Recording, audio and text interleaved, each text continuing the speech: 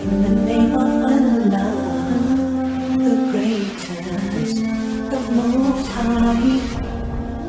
Allah Azza wa Jalla, you are my only one true love.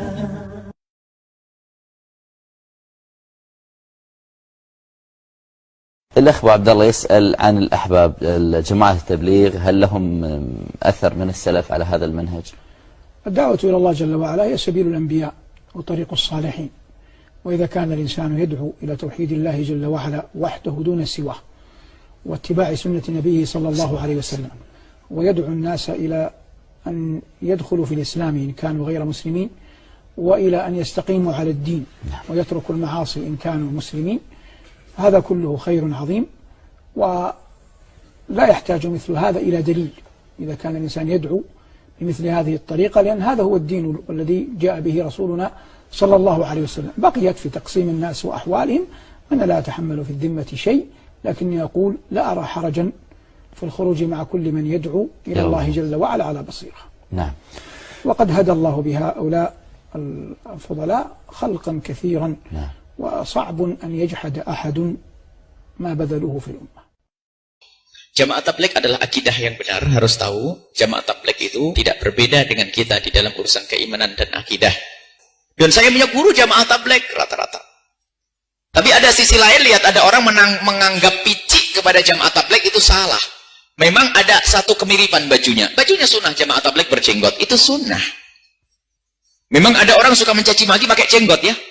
Hati-hati, jangan dong, dasar jenggot, si celana cingkrang. Hati-hati, celana cingkrang itu yang benar. Jadi termasuk jamaah tabligh memang termasuk berusaha untuk mengamalkan sunnah Nabi, termasuk dari syakal bentuknya. Mereka pakai imamah, bagus. Kemudian dia ini, dan berani mereka itu, lihat. Kemana-mana nggak ngerepoti orang, nggak pernah tanya berani bayar berapa ke saya. Ada orang salah paham, kita pernah suruh membantu ngusir. Kenapa? Buya ini ada akidah sesat nih, suka bid'ain. Mana ini? Kita datangi jamaah tabligh, bukan. Jamaah tabligh nggak suka bid'ain. Kalau suka bid'ain keluar.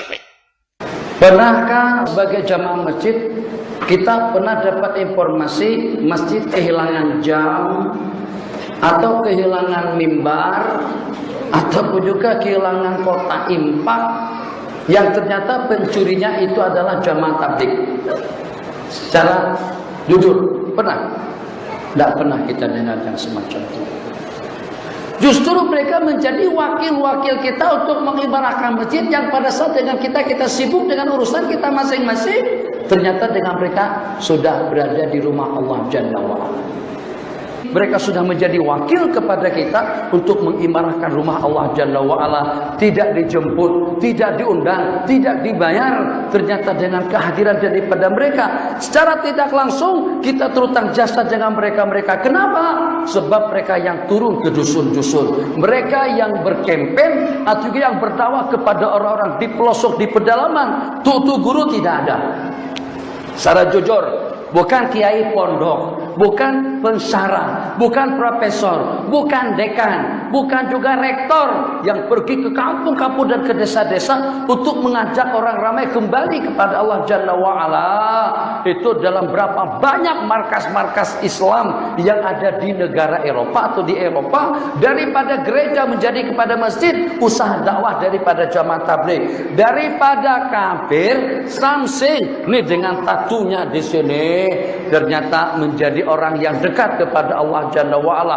Bahkan dengan keyakinan yang sulit untuk kita menjadi tandingannya. Berpuluh-puluh tahun kita sembahyang, tapi keyakinan kita masih belum mantap. Baru sebulan dia masuk tabligh, Masya Allah tabarakallah, sudah boleh merintih-rintih di hadapan Allah. Ya Rahman Rahim, Ya Hayyu Ya Qayyum. Setetes air mata yang menetes daripada mata mereka tadi itu mampu untuk membackup kawasan kita daripada bala dan juga daripada malapetaka. Kenapa IJK, kenapa masjid, kenapa surau bersikap seperti itu dengan mereka? Mereka tidak meminta duit kita, tidak meminta kekayaan kita, tidak meminta dihormati, hanya ingin membanyakkan pahala kita pada waktu kita berjamaah, hanya ingin membanyakkan jamaah kita di waktu kita sembahyang. Setahu saya teman-teman di jamaah tabligh itu tidak memiliki kekeliruan yang signifikan. Artinya apa yang mereka lakukan positif saja. Mengetuk rumah orang untuk mengajak ke masjid itu hal yang biasa. Itu tidak ada pelanggaran di situ. Bahkan Abu Hurairah radhiyallahu anhu ya, dan Abdullah bin Umar mengerjakan itu. Ada sahabat yang mengerjakan itu. Mereka kalau jauh sebelum waktu sholat, mereka memang keliling rumah-rumah kerabatnya, dipanggil-panggilin sholat, sampai ke masjid sudah azan, gitu kan. Tujuannya ya dalam kisah ini dikatakan atau dalam riwayat ini dikatakan agar langkah kaki mereka lebih banyak dan pahala mengajak orang sholat juga lebih banyak. Itu nggak ada masalah, positif saja, itu berdakwah, gitu kan. Satu sisi itu masih positif. Kemudian mengajak orang ke masjid, berkumpul, menghadiri pengajian, itu juga masih positif, halaqal ilm, gitu kan. Kemudian juga keluar berdakwah di jalan Allah Subhanahu wa taala. Kalau niatnya berdakwah, itu juga masih hal-hal yang biasa saja.